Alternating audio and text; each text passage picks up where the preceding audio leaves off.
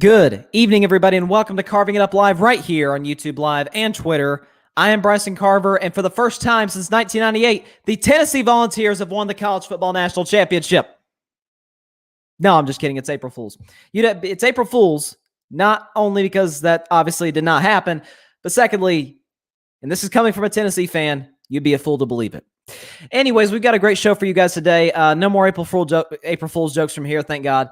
But we've got a great show. LeBron James is, according to Brian Windhorst, recruiting Steph Curry to be a part of the Los Angeles Lakers in the future. I'll discuss why.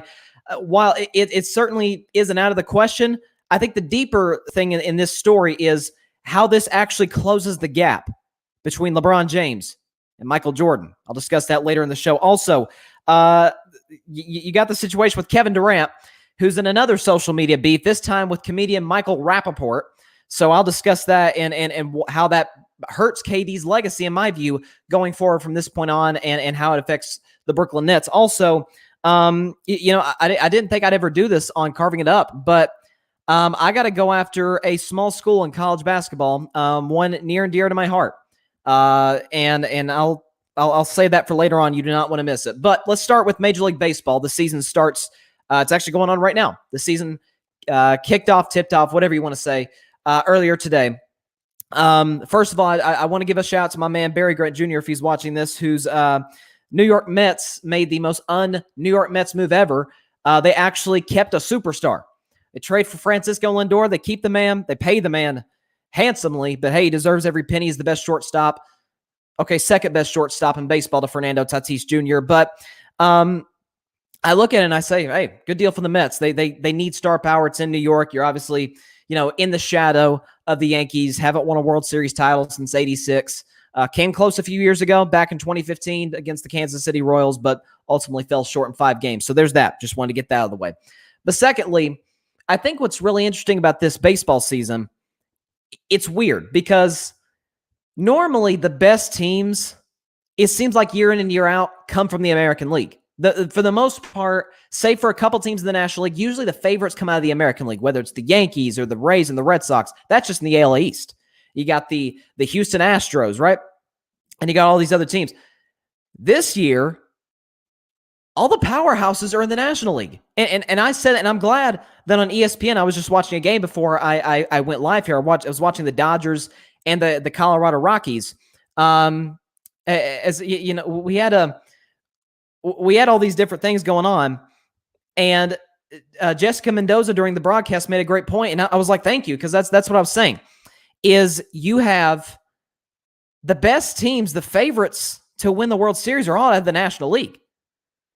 As we got a comment from Maca420. Is this a BBC friendly scope? I'm BBC. I'm not exactly sure, Maca420, what you're referring to for BBC. So if you could clarify that in the comments, that would be greatly appreciated. But just what I was saying is, you got this situation where the best team, first of all, you got the LA Dodgers. Now, I'm just going to be short and sweet here. Dodgers are winning the National League. So plain and simple. Dodgers are winning the National League. But then behind them, just in their own division, I think the second best team in the National League is actually in the NL West with the Dodgers, and that's, of course, the San Diego Padres. They've got a kid I love. We're going to have to kick somebody out. Okay, we had a bot join the broadcast. That is not what we want on Carving It Up Live. So that is all right. So, okay, never mind. Whatever. Point is, I'll get back to the show. Let's stay focused here. The point is, you got the Braves, who had a 3-1 lead over the Dodgers in the National League Championship Series, and I said at the time, it's over. I mean, the Dodgers' offense was not working. You had a situation where all these different situations where with the the pitching for the Braves was outstanding in that series. Excuse me, and I'm just looking at it, and I'm saying, okay, the Dodgers have competition. You got the Braves. You got the Padres. I also think St. Louis is in this. Keep in mind, St. Louis got to the National League Championship Series a couple years back against the Nationals before they obviously got swept. But all they did was add Nolan Arenado from the Colorado Rockies. So great signing. by St. Louis. And so then I look at it, it's the American League I have the questions about. I think the prohibitive favorite, once again, is the New York Yankees, right? Yankees brand, you got the Yankees brand is big, powerful hitters. Aaron Judge, Giancarlo Stanton, right? Of course, the Gary Sanchez, catcher. Garrett Cole, can he be that true ace the Yankees have been looking for years? He was in spurts last year, but then he wasn't. I don't know about the Yankees, man, year in and year out. I mean, last year I was like, oh, we're guaranteed. It's going to be Yankees, Dodgers, World Series. Yankees didn't even get to the ALCS. They were, it wasn't one and done because we had a different format for the playoffs. But the Yankees get to the American League Division Series and then bam, out. Rays take them out in that decisive fifth game. As we have another comment. Let's see. Why are you overlooking the Phillies? I surprisingly, you do make up a good point. I actually honestly like the Phillies this year. I think Bryce Harper is at some point going to have to live up to that contract that they gave him a couple of years back. So I like JT Realmuto as well. The thing about I worry about with the Phillies is when you got to ask yourself certain questions. You stack them up as okay. Phillies greatly improved their bullpen and have a great offense. Okay, that's totally fair. They have a great bullpen, but I stack them up next to the Dodgers. What's scary about the Dodgers this year? So they were a great team last year, right? They won the World Series. They're better. They're like the Tampa Bay Buccaneers. Won the championship and got better. The Dodgers bring back David Price. David Price opted out of last season. Okay, David Price, the playoff monkey, is off his back. Okay, he had not performed in the playoffs, and then he got that monkey off his back in 2018. As you obviously, I'm wearing my Red Sox hat. We don't play today because we got rained out. But if you guys can see, I'm wearing my championship T-shirt. And David Price was a big part of that World Series. He was lights out. I actually made a case he should have been the World Series MVP back in 2018. He was that dominant, and the Dodgers add him to their rotation. And so we look at they add. They go in free agency, and we're thinking Trevor Bauer, he's going to the Mets. He's going to he signed with the Dodgers. So here's the Dodgers rotation. Please, where's the weakness? Clayton Kershaw, Walker Buehler, David Price, and Trevor Bauer. All of those guys, at some point, Walker Buehler is going to win a Cy Young at some point in his career. All those guys outside of Walker Buehler, who will at some point, he's a young pitcher, are going to win a Cy Young or have won a Cy Young. That's the rotation. Then you look at the lineup. You got Mookie Betts. You've got, obviously I believe the best player in baseball. I think Mike Trout is a close second. Mookie is as good as they come. You got Mookie Betts. You got Justin Turner, who's great in the postseason. You got Max Muncy, who's great in the postseason. You got Cody Bellinger, former National League MVP.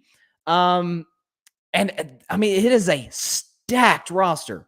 And so I actually disagree with this point right here. One injury makes the Dodgers a different team. What injury? Like, of course, none of us as fans wish injury. But I look at the Dodgers. What? Like, if they get hurt in the rotation, okay, they still got three other. They have four pitchers. David Price isn't what he used to be, but he's still good. They've got four pitchers who are on some teams. They could go anywhere and be the number one guy. Anywhere. Kershaw could. And I see the comment here, Kershaw's terrible in the postseason. Similar to David Price, he was. And then we get to the World Series, and he's great. I think there was even some conversation, briefly, but there was some conversation for, is Kershaw the World Series MVP? Like, he was outstanding against that great Tampa Bay Rays lineup. So then I look at, again, the Padres. Young team. You got Fernando Tatis, who I think in 2 to 3, 4 years is going to be the best player in baseball. He is a special, special player. He's as good as they come.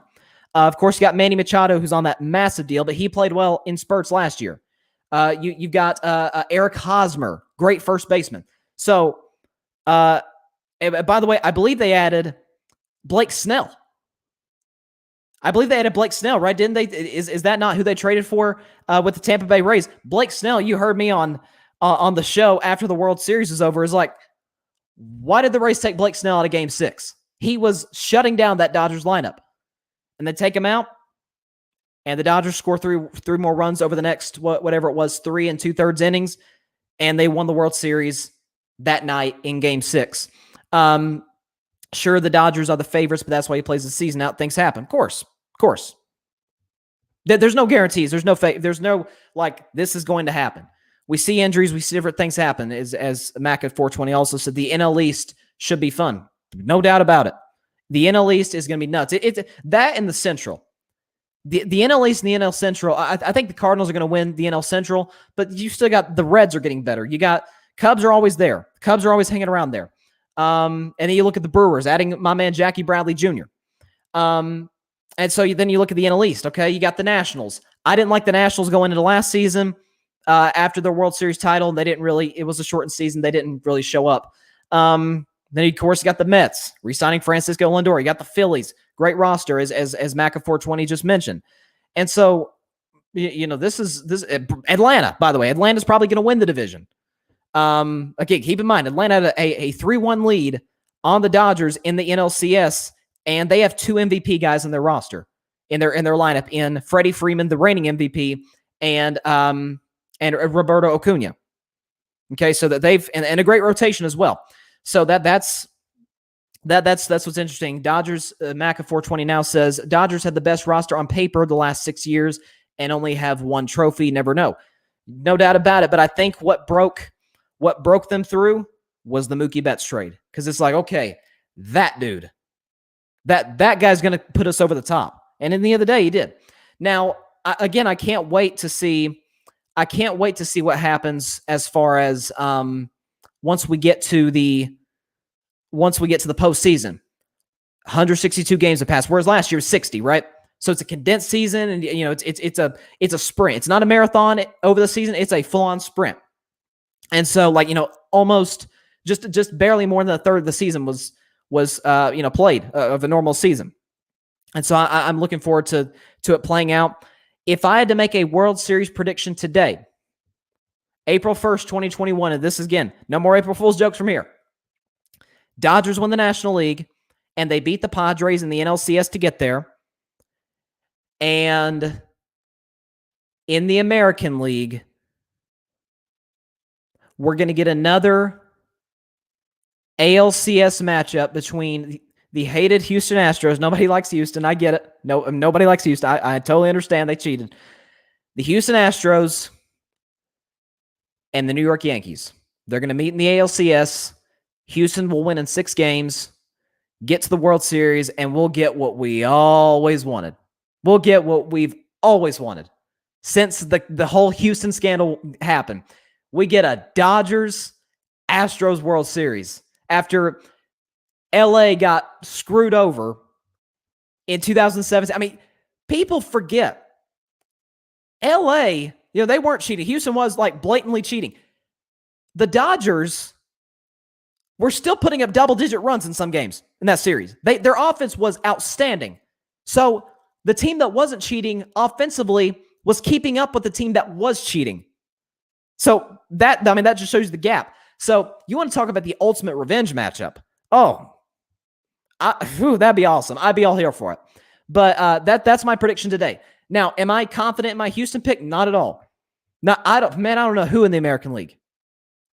I honestly think 3 of the best 4 teams in baseball come out of the National League.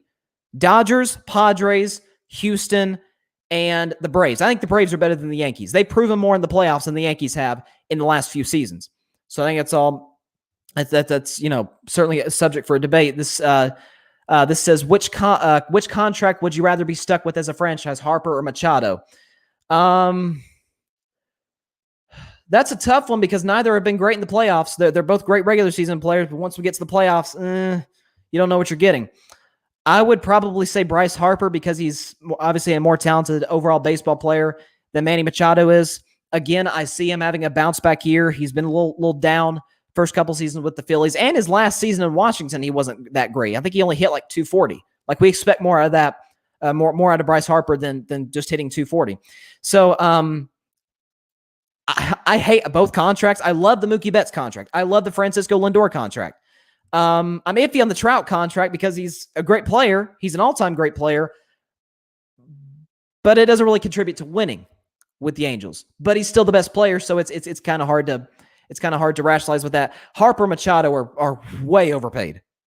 But if I had to pick one over the other, I would go slightly Bryce Harper because overall I think he's a better baseball player. I think he has a higher ceiling than Machado, over the course of his career compared to Machado's. I would take Bryce Harper's. I would take his contract. So that's all. By the way, thank you. Appreciate the comments right there by Maca420. Had a little glitch there in the beginning, but I appreciate that. So baseball season is already underway. Like I said, wearing my Boston Red Sox hat. I think the Red Sox, just quick analysis on my team. They get Chris Sale back. Of course, he had Tommy John surgery last year. He's going to be back. Number one pitcher, of course, Eduardo Rodriguez, who had a great 2019. I think he might have finished 5th in the Cy Young voting in the American League a couple of years back. So he gets it done. They did add Kike Hernandez, which I loved. Love Kike Hernandez. He was a great postseason player with the Dodgers in years past. So I like that signing.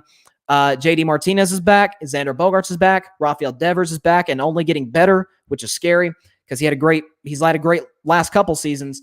So I don't think the Red Sox will win the division. I think the Yankees will, but I do think that the Red Sox do get in the playoffs, and I think they have a puncher's chance, maybe, of getting to the ALCS. That's not what I'm predicting, but they have a puncher's chance. I'm just throwing that out there. So let's shift now to the NBA. And Brian Windhorst, great reporter, great insider at ESPN, dropped I wouldn't say a bomb, but wow. So he's on a podcast the other day, and he said, hey, in Atlanta during All-Star Weekend, LeBron James was recruiting Steph Curry. And people are like, oh my God, hold on. There's a lot here. There's a lot here. First of all, LeBron always does this at All-Star games, right? Anytime there's somebody either in a contract year or, they could sign an extension next year. If they don't take the extension, they're probably going to leave their team in free agency. This is what LeBron does, and this is smart. And I'll get into that in just a second. Steph's not leaving the Warriors. I don't see Steph Curry leaving the Golden State Warriors. Here's what I do think is going to happen. I think he's going to be up for a contract extension this summer. And as opposed to Giannis, where I said, hey, I thought Giannis was going to leave. I was, of course, wrong. He signed an extension. Good for him. But the Bucks are not a championship team. They're a very average team who has a great player who elevates them to a high seed in the Eastern Conference. That's what the Milwaukee Bucks are. But I look at Steph, and I say, you look at Golden State without him. I think they're like 1-5. So they're a bad basketball team without Steph. Last year, he played 4 games, and they had the worst record in the NBA, 15-50. And so, I look at Golden State, and of course, I'm a Warriors fan. I'm weird. I'm a Red Sox fan. I'm a fan of teams at like pretty much every corner of America. Up in the New England area, like I'm a Red Sox fan. Baseball, I'm a Red Sox fan. Go way out west, I'm a Golden State fan. Then we come down south. I'm a fan of Tennessee sports, whether that be football, basketball, women's basketball, baseball, softball, all of them.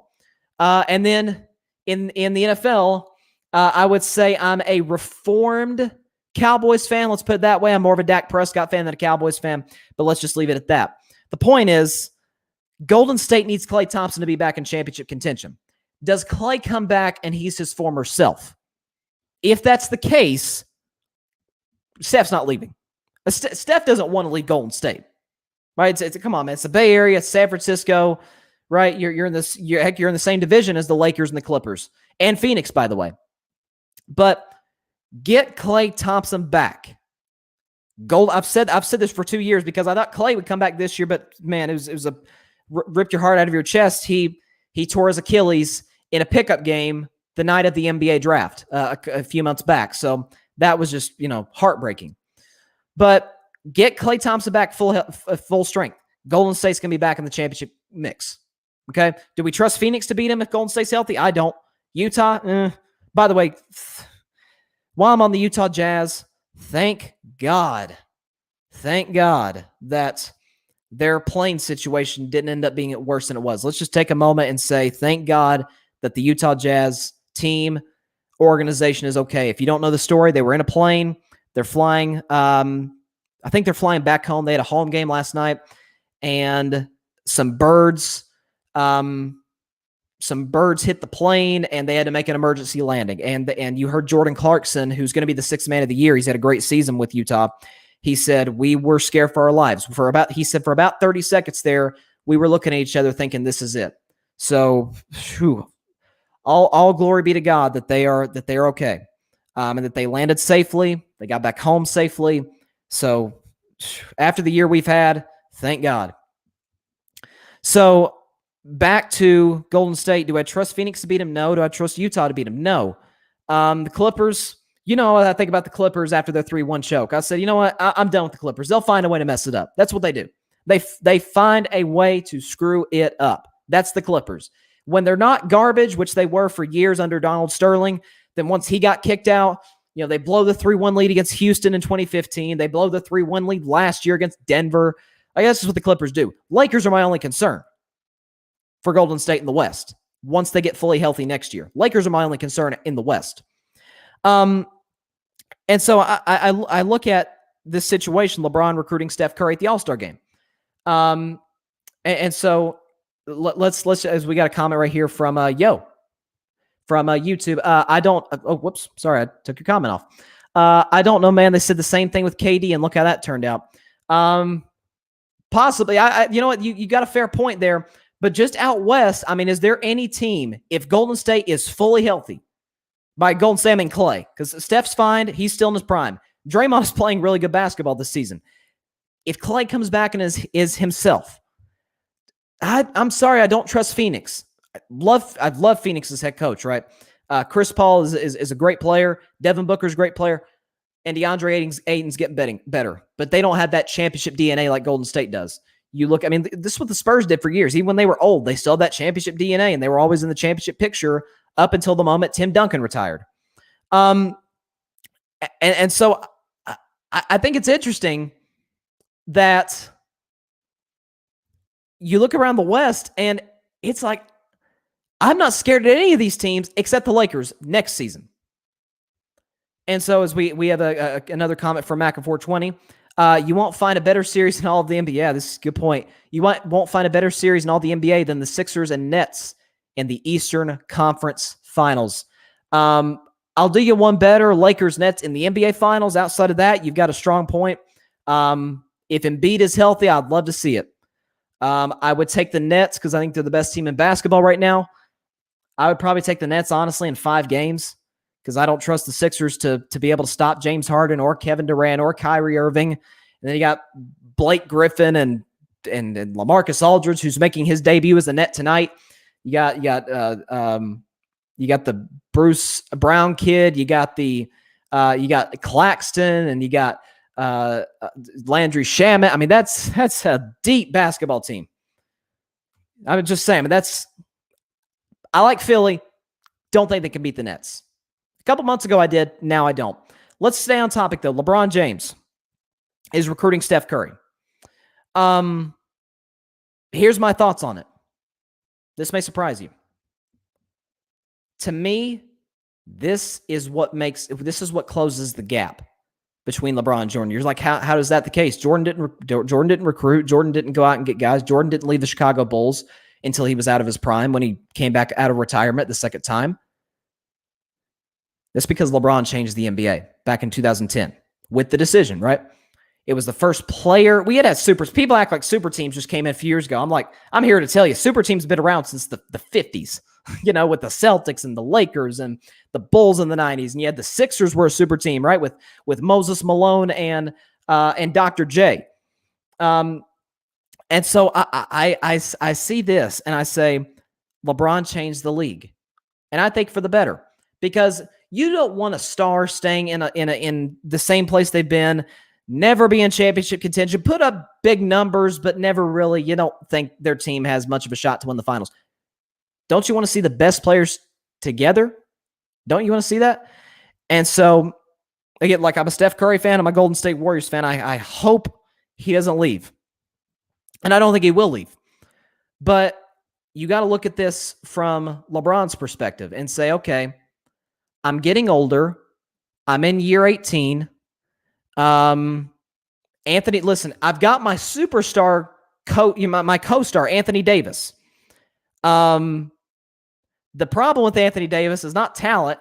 We saw it's not clutch gene. He hit a buzzer beater to beat the Denver Nuggets in game 2 of the conference finals last year. So he's clutch. He puts up big numbers. He can't stay healthy. That's the problem. And so he's like, okay, I'm getting older. I'm going to beat the Lakers till I think it's 2023. So he's going to be there in another 2 or 3 years. If I can add Steph Curry, it takes the load off my back in that, okay, I'm getting older. I'm a great player. I still think Kevin Durant's the best player. I think LeBron's right behind him at 2. So LeBron's still great, but he's not what he was in 2011 or even as recent as 2018 when he went on that incredible postseason run his last year in Cleveland. And so he adds Steph Curry, and it's like, okay, I got the superstar who stays healthy, who works he does work better in today's modern NBA because he's the reason the modern NBA looks the way it does, talking about Steph, because he's the greatest shooter in the history of the game of basketball. Nobody's ever seen anything like this guy. But here's why it closes the gap to me between LeBron and Jordan. Now, I've been on the record for this. Just if we get a Nets-Lakers finals and the Nets are fully healthy, if LeBron beats the Nets, he's the GOAT. I'm saying it right now. He's the GOAT. I don't give a crap about finals record. He'd have 5 rings at that point. He'd have beaten the 73-9 Warriors, the loaded Nets, an Oklahoma City team with Kevin Durant, James Harden, and Russell Westbrook. The Spurs back in 2013. Who did Jordan beat? That was on the level of those teams. As we got a comment from here, LeBron will never be MJ. Again, I think MJ's the GOAT. I do. Today, April 1st, 2021, forget it's April Fool's Day.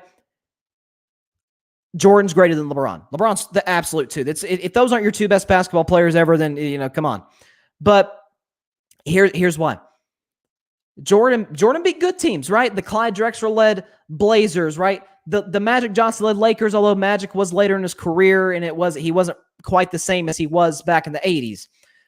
You had, of course, who am I missing? The Phoenix Suns, led by Charles Barkley. Of course, the Jazz, back-to-back years with Stockton and Malone. Great duo. The Jazz were Jordan's greatest competition in the finals.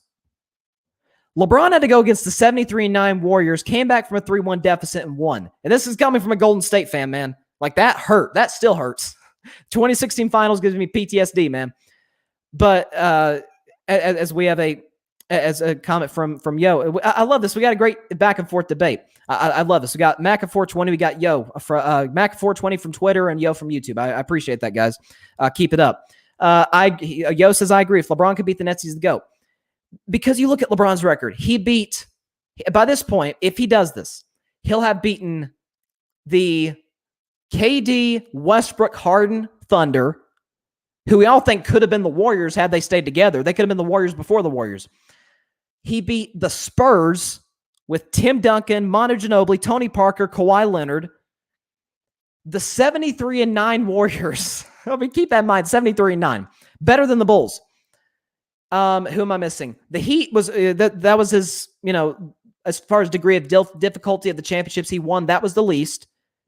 But then if he plays in the finals against KD, Harden, Kyrie, Blake Griffin, LaMarcus Aldridge, if he wins this series with all the injuries the Lakers have dealt with, come on.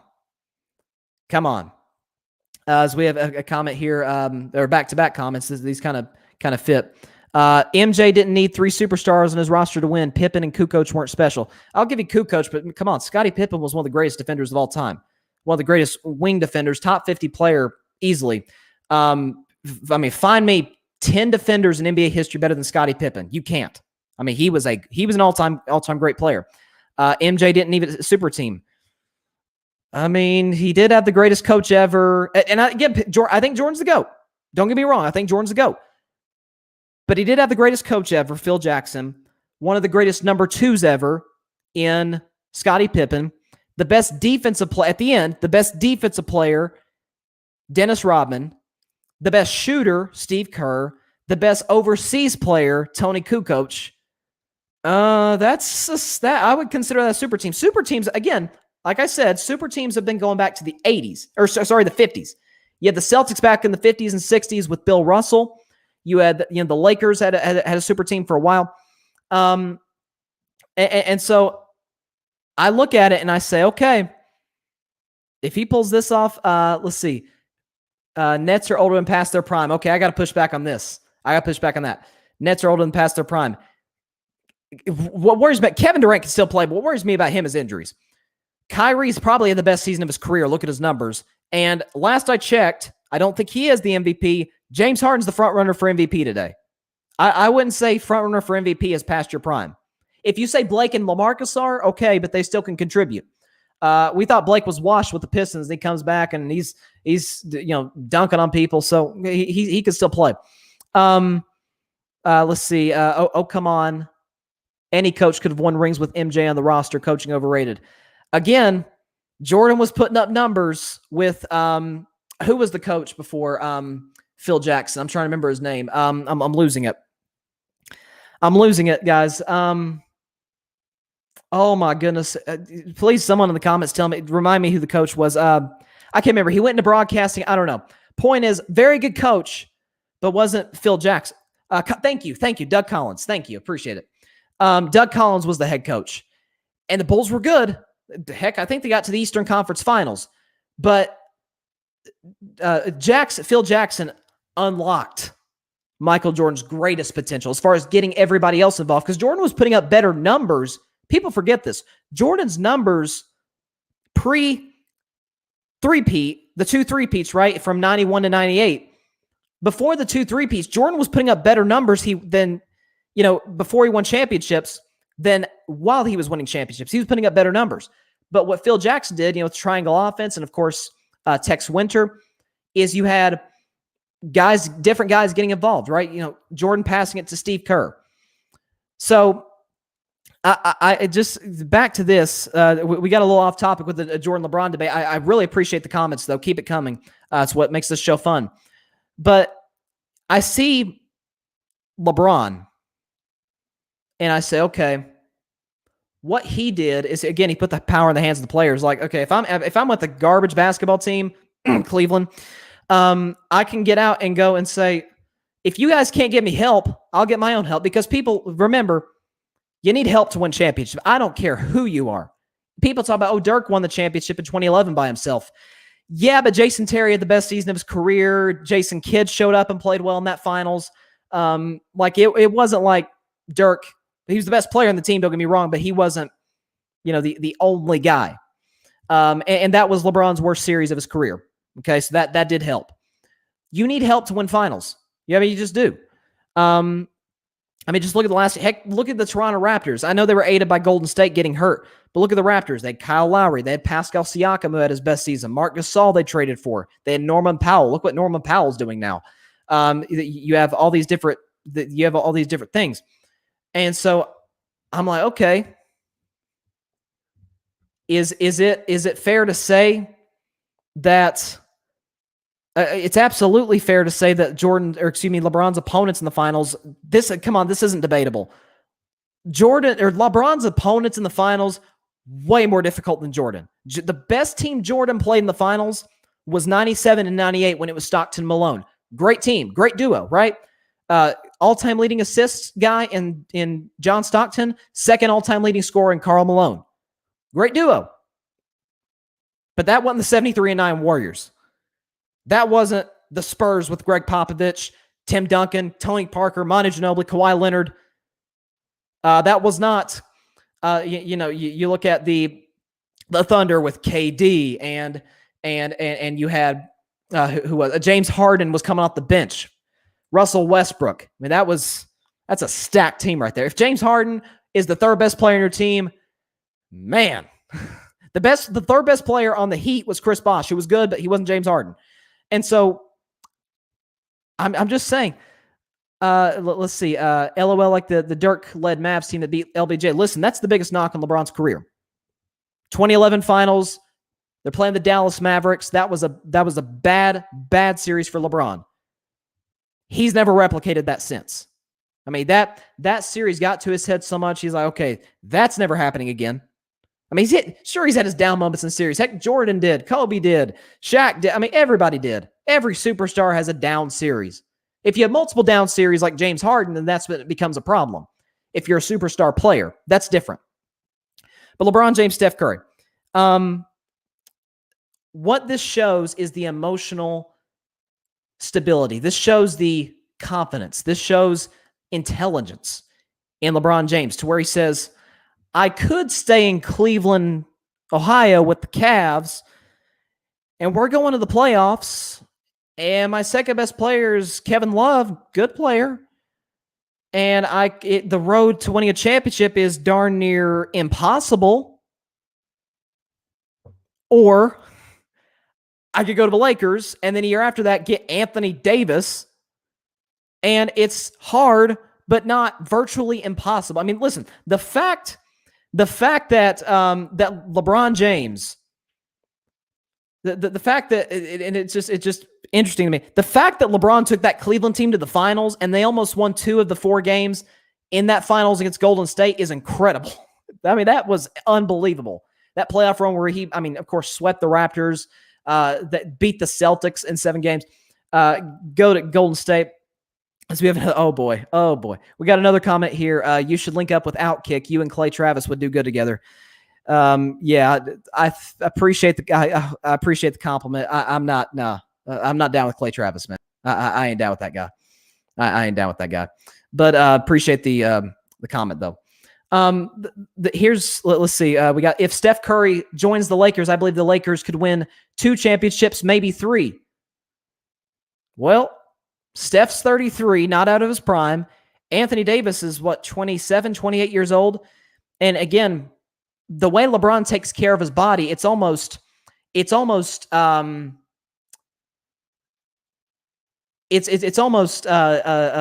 Tom Brady-esque. Like how LeBron James, he spends millions of dollars on his body. Every athlete takes care of his body, but that's like, come on, that's incredible. And so I look, let's see, 25 is prime, not 33. 33 is out of prime. I don't know.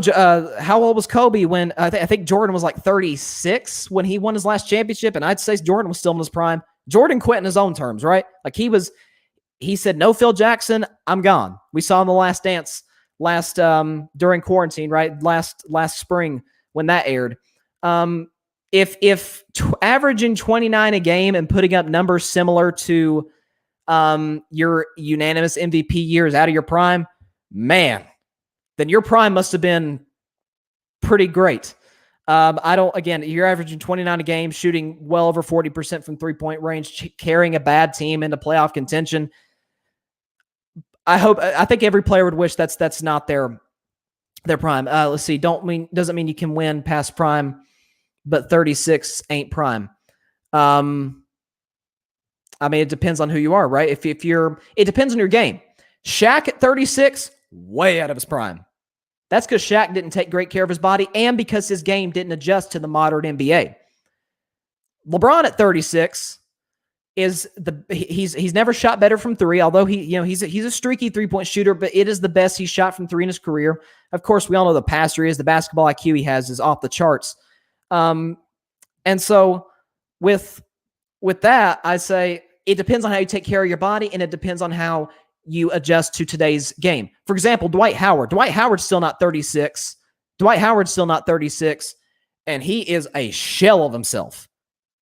He can be a contributor like your 5th best player or 6th best player in a championship team, but he is not the Dwight Howard of old with the Orlando Magic.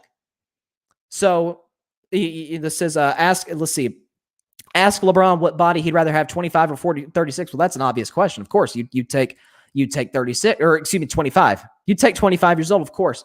But I think what LeBron would say is, yeah, I could do more things than I could when I was 36. But at 36, I know the game better than I ever have. Again, he's shooting from three better than he ever has, and we all know it's a three-point shooting league now. People forget this. He, up until the injury, he was playing outstanding defense. Amazing lockdown, like Kawhi level defense. Like, I mean, you just look at the defensive win shares. That's how I judge defensive players. I think at one point LeBron might have been number one. So he was locking dudes down. And so it's all about, prime is all about how A, you take care of your body, B, how you adjust to the modern NBA game. That's what it's about. That's what it all comes down to at the end of the day.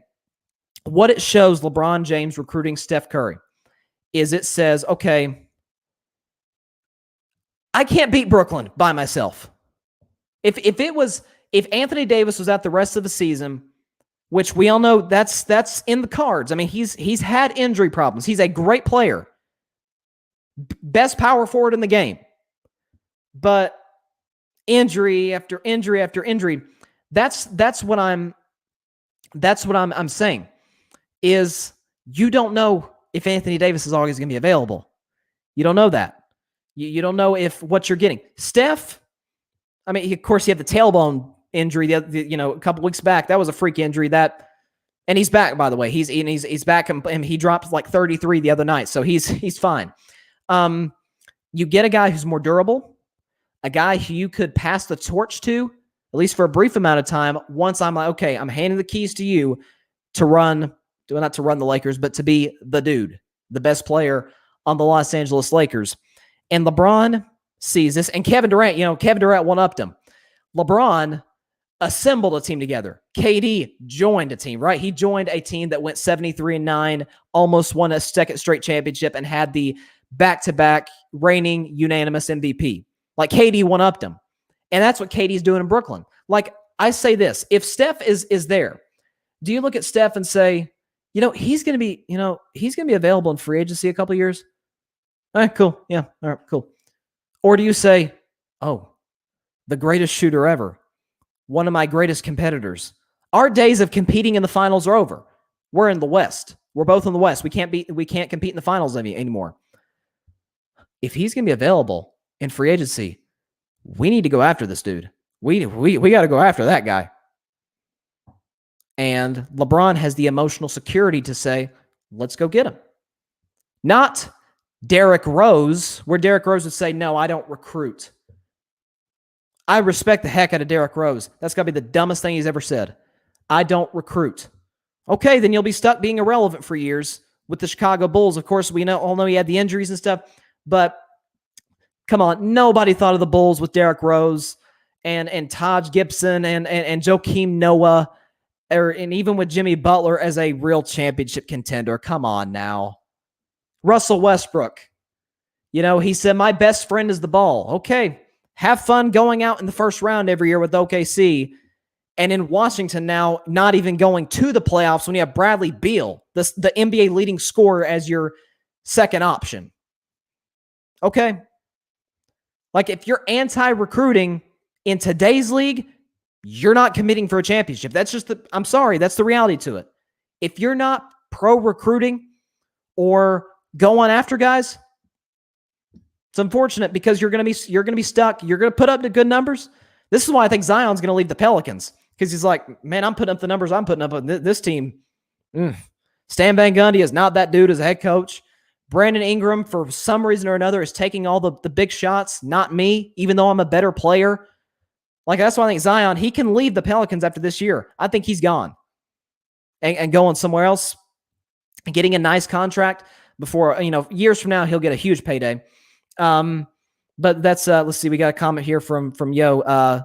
Okay, Yo, it looks like you're a Golden State Warriors fan the same way I am, man. I appreciate that.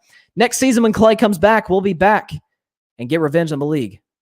I'm down with that, man. I am totally down with that, and I hope you're right. I think you are right, to be honest with you. I think you are. It depends on what happens with Brooklyn, because if Brooklyn goes on like a crazy run and they just destroy everybody, we got problems. We, meaning Golden State, and we, the NBA, it's like, uh-oh, now we got to compete against that team. Now we got to put together a team to go against that juggernaut in Brooklyn. So that all factors. I think it's all about, how do the Nets with this stacked team perform? How do they perform in the playoffs? because we all know James Harden is. I don't even want to get into that because I have many times at length on this show talked about James Harden and how he struggles in the postseason. Kyrie Irving hit a huge Game 7 shot right against Golden State in 2016. Since then, isn't great in the playoffs. KD's the only guy I don't worry about in the postseason. Blake Griffin hasn't been great in the playoffs. LaMarcus Aldridge up and down. So I think Brooklyn's the best team, but I'm just saying those are the questions that will be answered in let's see, a couple months, starting when the playoffs start in about a month and a half from now or so. So it's going to be fun. I can't wait for the postseason, and I can't wait for next season for the Golden State Warriors, my Golden State Warriors, to come back, get Klay Thompson back, and bada bing, bada boom, we're back in the championship picture, because that's what I think is going to happen. So let me shift to Kevin Durant, who had another internet beef. This time, not with a 13-year-old on Twitter, not with a 20-year-old college student or somebody like me, some podcaster just, trying to talk about sports, maybe takes a shot at Kevin Durant, and Katie responds and, says, go clean your dorm room, which he actually did do to one kid, not responding to nobody's with a burner account. No, he went after Michael Rapaport. Okay. Now, I'm not the biggest Michael Rapaport fan. It's not he just gets on my nerves. Let's put it that way. But that's his job. His job is to get on people's nerves. His job is to, he's kind of offensive comedy is his shtick. And so he's going back and forth with KD on DMs. So Kevin Durant has the interview with Charles Barkley after Brooklyn's first win. They did it against the Warriors, opening night of the season. And KD's doing an interview with the Inside the NBA crew with Charles Barkley, Kenny Smith, Ernie Johnson, Shaq. And, he's kind of given short answers, one-word answers. He didn't really want to do the interview with these guys because they had been pretty critical of him in the past, whatever. Well, Michael Rapaport goes after him on social media. He's like, hey, KD, answer the bleeping questions. And over the next 4 months, or 3 months, really, KD just won't stop going. I'm not even going to try and read some of the language that KD was using. This is bad. He's saying at one point, here's the one thing I can say without it getting bleeped out. He said, I'm going to show up to your neighborhood and spit at you. What? All over him criticizing you, I think playfully, he's a comedian, playfully, getting on you for not answering questions, and you went to that length. You guys can go look at the DMs for yourselves. I'm not even going to go into those. He wouldn't stop.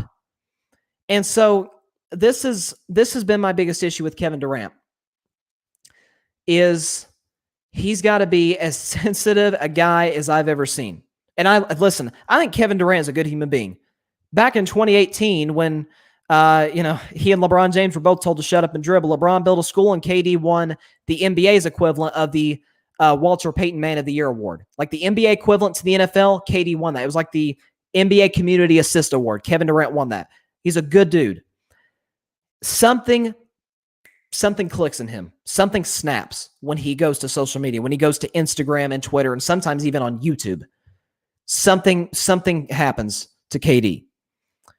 Don't know what it is, but it's in my view, it's kind of sad, because I think when Kevin Durant left Oklahoma City, because for years KD was looked at as great scorer, great player, but always number 2 to LeBron, or number 2, as far as second best team in the West to Golden State. And people at the time even thought Steph Curry was better than Kevin Durant. And he said, okay, I'm tired of getting disrespected. I'm tired of playing with Westbrook. Let me go join the Golden State Warriors, almost guaranteeing me a ring.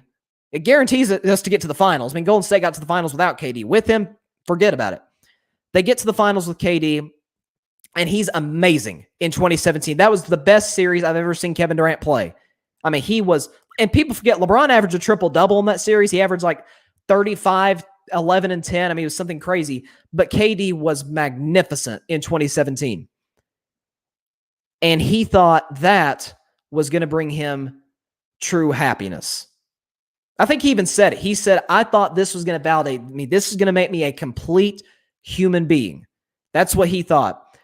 And listen, championships are great. As fans, we love championships. So can you imagine how the players feel? They're the ones that got to put in the work to go win those championships. So it's got to be a whole different, high for them. However, it wears off. You still get the ring. In KD's case, you still get the Finals MVP trophy. But it doesn't complete you. There's deeper things in life than championships. And don't get me wrong.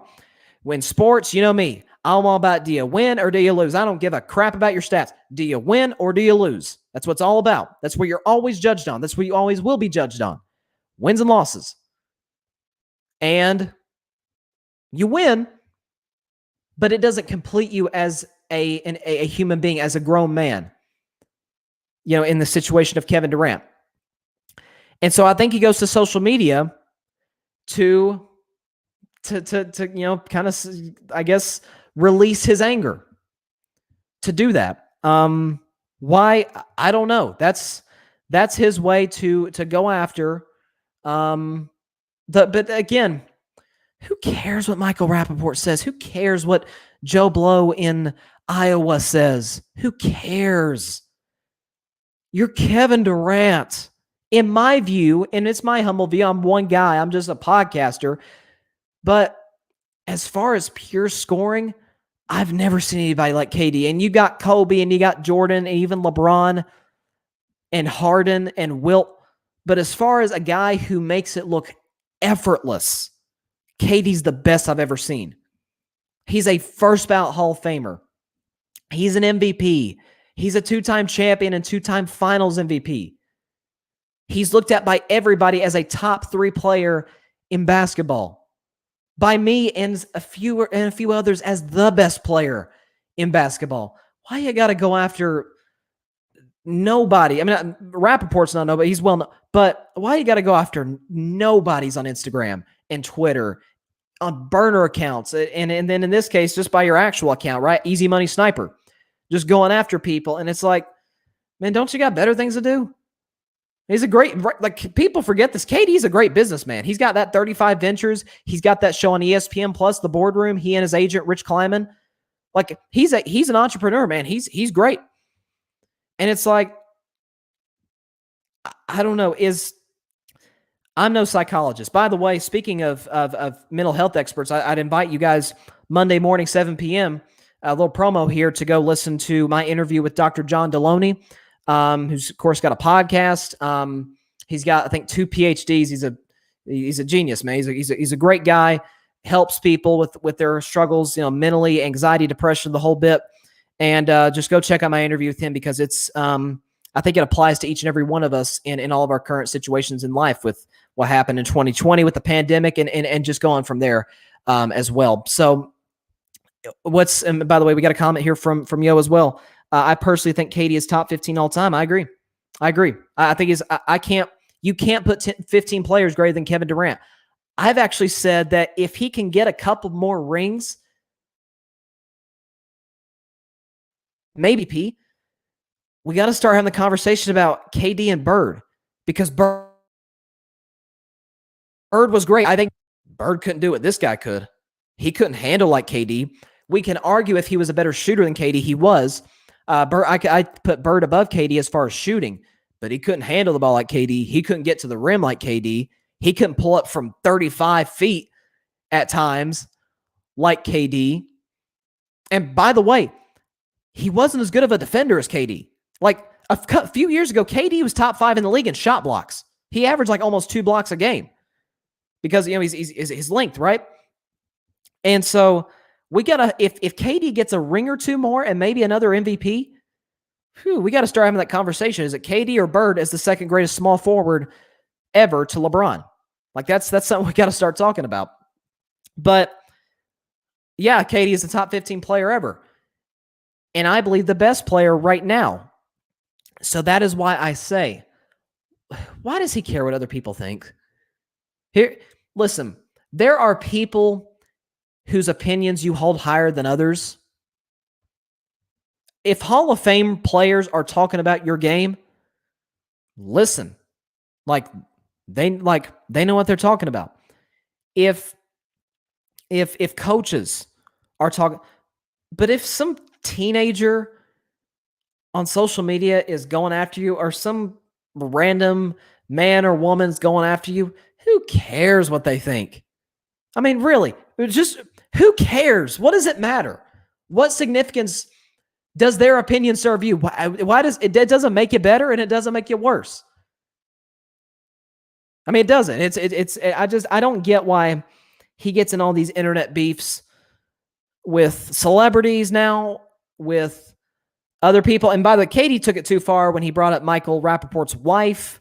It's like, dude, you don't go there. I mean, come on, man. You don't, like they always say, like the three things you never bring up is a person's spouse, their kids, or their money. You don't bring up any of those three. If you're going back and forth, like you don't go at those three, because then you got real problems. And so Katie should have never taken it this far. I get it. If you're going back and forth, whatever, that's fine. But if you're taking it to this extent and say, I'm going to beat you up, Katie's not going to beat Michael Rapaport up. He's not. It's kind of like Charles Barkley said, I'd like to punch Draymond Green. He's not going to punch Draymond Green. Come on. Like just this, I don't know if this has just been here for years or if something just snapped in Katie on social media. I don't get it. Listen, celebrities, not just athletes, not just basketball players, celebrities in general, they got to deal with intense criticism, and it sucks, I'm sure. I don't know what that, I'm not a celebrity. I don't know what that feels like. I'm sure it sucks. But when it's getting to your head and starting to affect what you're doing, then I think that's something that you got to deal with yourself. Whether, I mean, is it something mentally? Again, I'm not a psychologist, so the last thing I do is diagnose Kevin Durant or anybody, any celebrity with something. But it begs the question, like, are you dealing with something bigger than this beef? That's my view on it. And I wasn't a fan of Rapaport putting the DMs on social media. I wouldn't have done that. I'd have just blocked him probably. I just blocked Kevin Durant and just, forget what he says. But just it's a crappy situation all the way around. And so this says, I assume KD has the biggest ego. I mean, every successful person has big egos. Tom Brady's got a huge ego. I think every successful person has an ego to some extent. They're not going at people on social media like Kevin Durant is. So I think that's something that he's got to deal with him, personally, with his closest friends. I know he's a very, I know he's a spiritual guy. So, kind of addressing that. And so it's about whatever is bothering him to this extent. When somebody goes after him on social media, I think is something he's just got to address in his own personal life. I don't think this has anything to do with Michael Rapaport. I don't think it has anything to do with the teenage boys that he goes after on Twitter and Instagram. I think it's something like deep down that just bothers him. And it's sad. It is. And I wish Katie the absolute best, because like I mentioned before, he's a good man. He's done some amazing work in the community. He's a good dude. And so it just kind of makes me sad to see this stuff going on. So final topic of the day. I hate to end with this one. Probably shouldn't end with this last topic, but I got one more topic. And, we all have, when it comes to college sports, if you're a fan of college sports like I am, we all have our favorite big school and then our favorite smaller school. Like I brought up many times in the show, including in an April Fool's joke, that, Tennessee, for better or for worse, that's my school, right? That's my school. Football, we're dumpster fire on steroids. Still sticking with them. Basketball, we're good, although we went out in the first round against Oregon State, which, hey, Oregon State got to the Elite Eight, so they were doing something right. But all around, Tennessee is a good athletic program. So that's my big school. My small school is ETSU, East Tennessee State University, right? And this is a story I didn't think would get to the national news, but it did. And that's they fired their head coach Shea after one season. Now, just a little backstory here.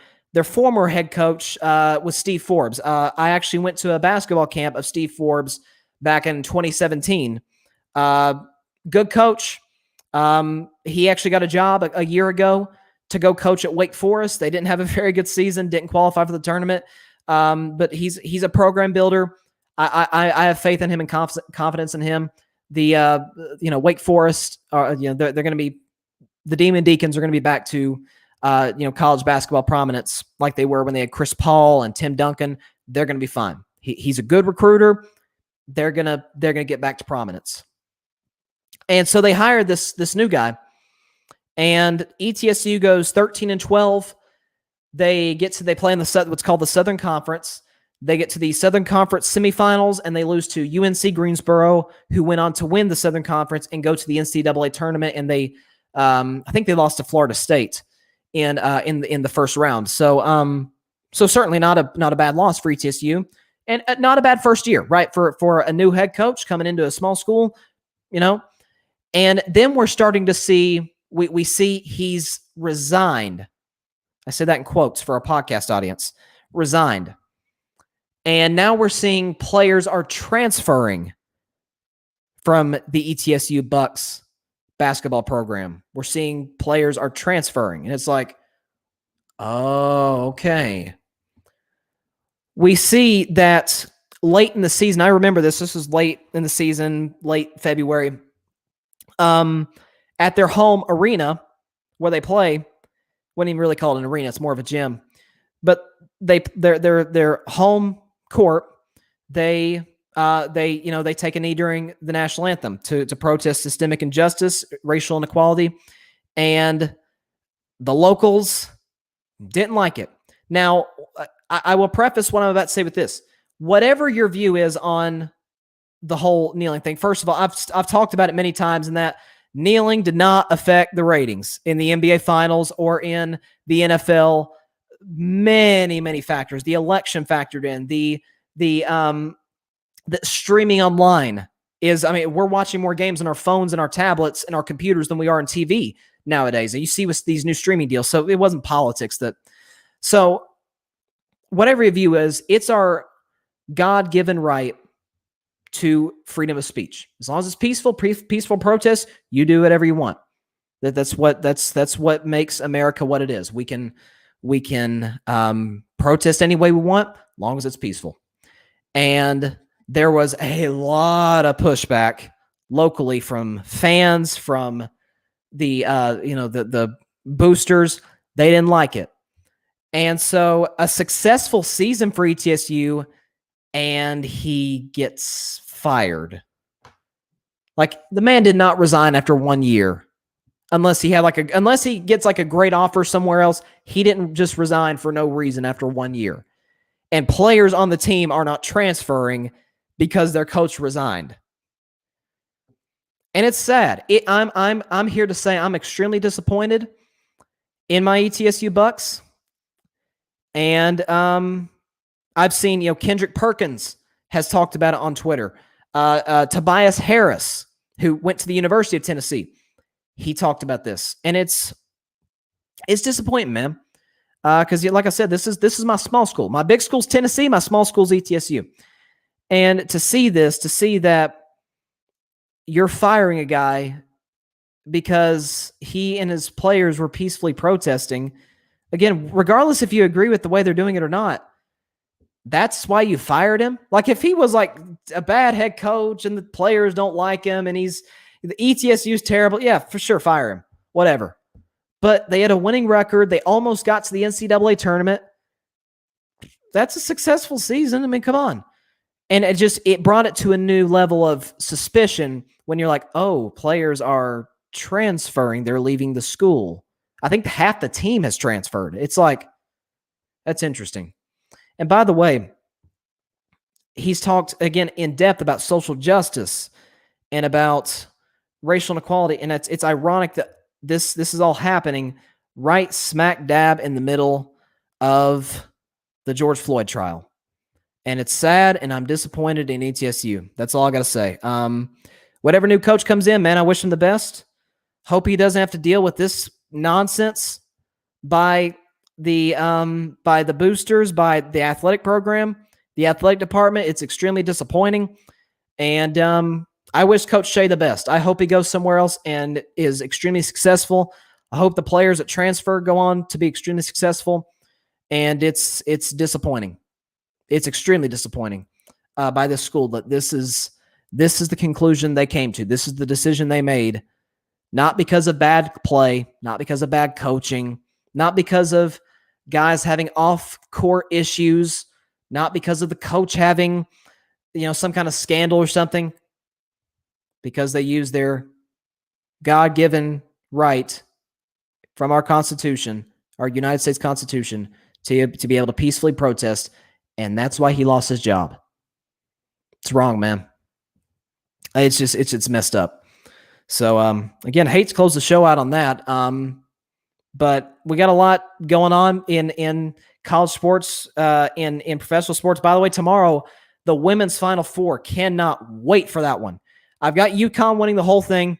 I've got them playing South Carolina in the championship game. I said that before the tournament started. Paige Beckers is as good as they come. She should be able to leave leave UConn for the WNBA after her freshman year. She's that good. I mean, you guys know how much I like Sabrina Ionescu coming out of Oregon, but because here's the thing about Sabrina is she's a great all-around player. She makes other players better. She's a good scorer. I think she had the most. I think she had the most combined points, rebounds, and assists together, or something like that. She did something that hadn't been done in college since Kareem. If you're doing something in college basketball that nobody else has done except for Kareem Abdul-Jabbar, you're doing something right, because Kareem's the greatest college player ever by a mile. So so you know how much I like her. And I think she's going to be the greatest player in the history of the WNBA. And that's a high standard, but that's how much I like her coming out. But Paige Beckers out of UConn, she's a scorer. She's a talented scorer. She's a good shooter off the dribble. And she just won National Player of the Year. She deserves it. The matchup I can't wait for as far as the Final Four is South Carolina and Stanford. Now, of course, I think South Carolina is going to win. But, Stanford actually has Russell Wilson's younger sister playing for them, and she's their best player too. And so it's a cool story.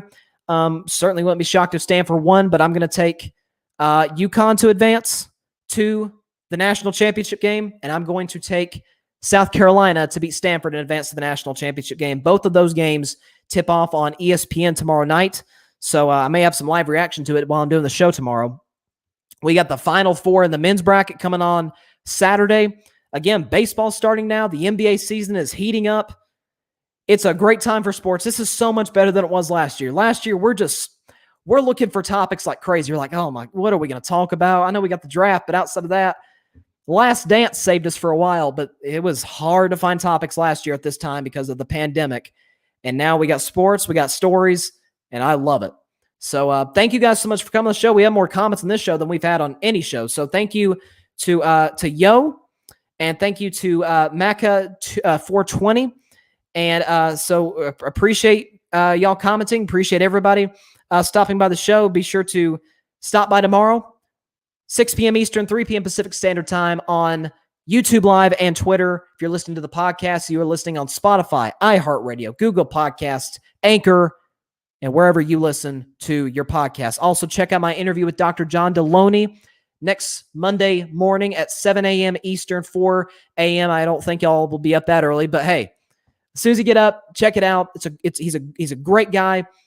He's a mental health expert, and he gives great insight onto what is the main roots of anxiety, depression, and about his book.